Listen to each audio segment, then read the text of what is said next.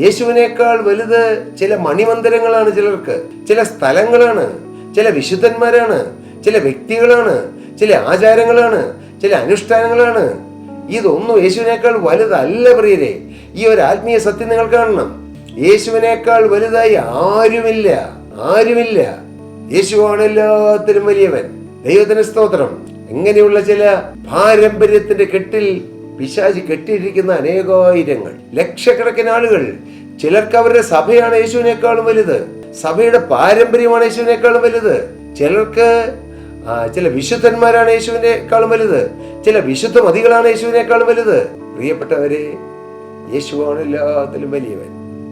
നിങ്ങൾക്കറിയാമോ, യേശു ചടങ്ങുകളെക്കാളും ആചാരങ്ങളെക്കാളും അനുഷ്ഠാനങ്ങളെക്കാളും വലിയവനാണ്. യേശു ശാബത്തിനേക്കാളും വലിയവനാണ്. ഈ ശാബത്ത് ദിവസം ഇങ്ങനെ എല്ലാം ചെയ്യണമെന്ന് അന്ന് പഴയ നിയമകാലത്ത് കൽപ്പിച്ചതും അത് പ്രമാണിക്കാൻ ജനത്തിന് പ്രബോധനം തന്നതും കൽപ്പന തന്നതെല്ലാം നിത്യനായ ദൈവമാണ്. ആ ദൈവത്തോടാണ് ഇവർ മത്സരിക്കുന്നത്. യേശുവിനെ അവർ ദൈവപുത്രനായി കണ്ടില്ല. കർത്താവിന് സ്തോത്രം. ഇന്നും അങ്ങനെയാണ്. യേശു ആരാ?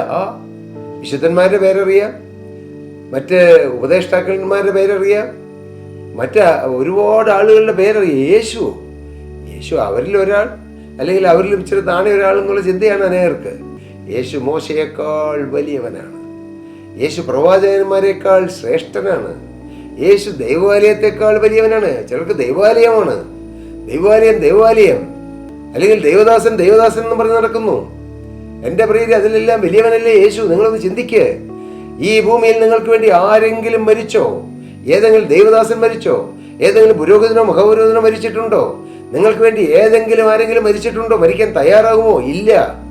പക്ഷേ മകനെ, മകളെ, നിനക്ക് വേണ്ടി മരിച്ച ഒരാളുണ്ട്. നിനക്ക് പകരക്കാരനായി മരിച്ച ഒരാളുണ്ട്. നിനക്ക് വേണ്ടി മരിച്ച ഒരാളുണ്ട്. നിനക്ക് സമാധാനം തരുവാൻ അടിപ്പടരേറ്റൊരു യേശുണ്ട്. നിനക്ക് സൗഖ്യം തരുവാൻ അടിപ്പടരേറ്റൊരു യേശുണ്ട്. നിനക്ക് സമാധാനം തരുവാൻ സ്വന്തം ശരീരത്തിൽ ശിക്ഷയേറ്റൊരു യേശുണ്ട്. യേശുവാണ് വലിയവൻ.